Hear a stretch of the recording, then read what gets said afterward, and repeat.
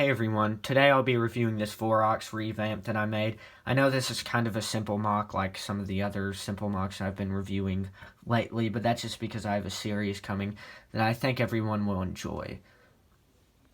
I'm going to go ahead and take his weapon out of his hand so I can get onto the size comparison. I think this mock is about 8 inches tall. I'm going to go ahead and put him next to one of my taller mocks though. Well, this is actually the tallest mock that I have up right now.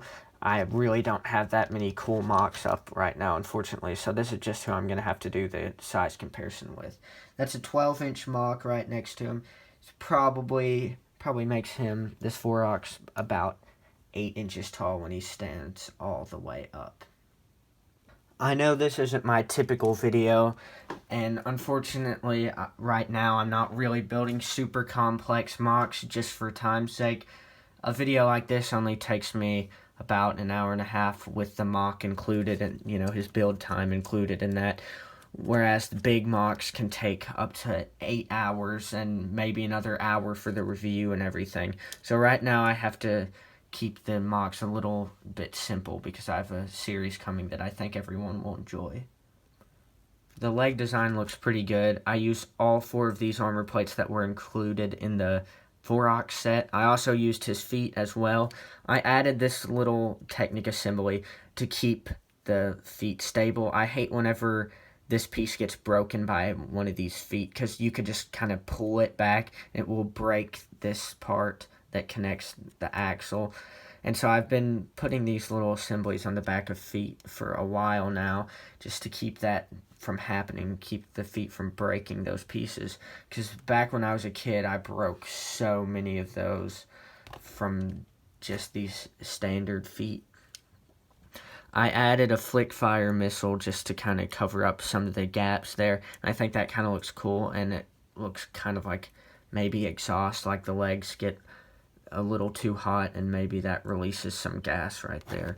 I really like the use of the trans green. I think trans green and tan is a very good design. Also, I just have this chest plate that came from General Grievous with that lime green in the middle, so I thought it would all look really good if I added some trans green throughout the mock, and then I used that armor plate. That's one of my favorite chest plates in general. I think it looks really cool. So I decided to use that. It seemed like a perfect opportunity to use that on this mock. I used the other 2 armor plates that Vorox came with on his arms. As you can see, the arm and leg designs are very similar, but I don't think that really matters.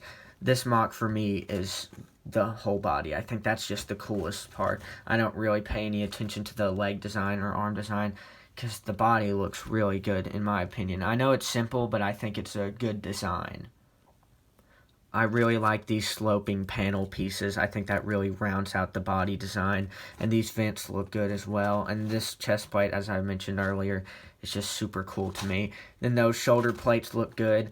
I used this one with the red printing just because I thought it would kind of break up the design and look pretty cool. Then around back, you can see his design is very simple. You can see some blue shining through, which is unfortunate, but this is a more simple mock, so it doesn't matter all that much. I used some Lego pieces back here just to cover up some Technic holes. Then I used these Baraki jaw pieces to give him a menacing appearance from the front. I used a wire piece and a few other Technics to connect that design, those armor plates on either side. I used that to connect both of them to make sure they wouldn't move too much. They obviously still have a little bit of a wobble, but it's really covered up. This piece actually helps keep them together a little bit. The head obviously is Vorox's, and that's one of my favorite Bionicle head pieces. I probably need to make a list because I have a lot of favorites now. Almost every time I make a set with, or make a mock with a Bionicle head, I always say it's one of my favorites. So maybe I need to start weeding out my favorite heads and actually find out which one is my favorite. This one probably would land in the top 10 though, because it's a very cool head. And last but not least, here's his gun. I really like this gun design. I used the 3 Lego muffler pieces. Those are really cool and good for making technical, mechanical looking stuff. That's one of my favorite pieces to use on mechanical MOCs. This center assembly has 2 gear pieces and then this pulley with a bunch of half Technics on it. That's all supposed to look kind of like a generator. I think this might be an electrical gun that actually shoots maybe bolts of electricity.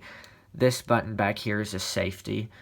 And I really like the barrel. I don't know where I got this silver piece from. I don't know what that was originally used for on Lego sets, but that's one of my favorite pieces. It's so usable for gun barrels or really for anything mechanical looking.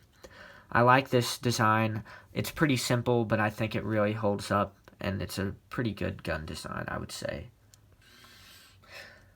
That's really all I have to say about this MOC. As always, thanks for watching. Please like and subscribe and check out some of my other videos.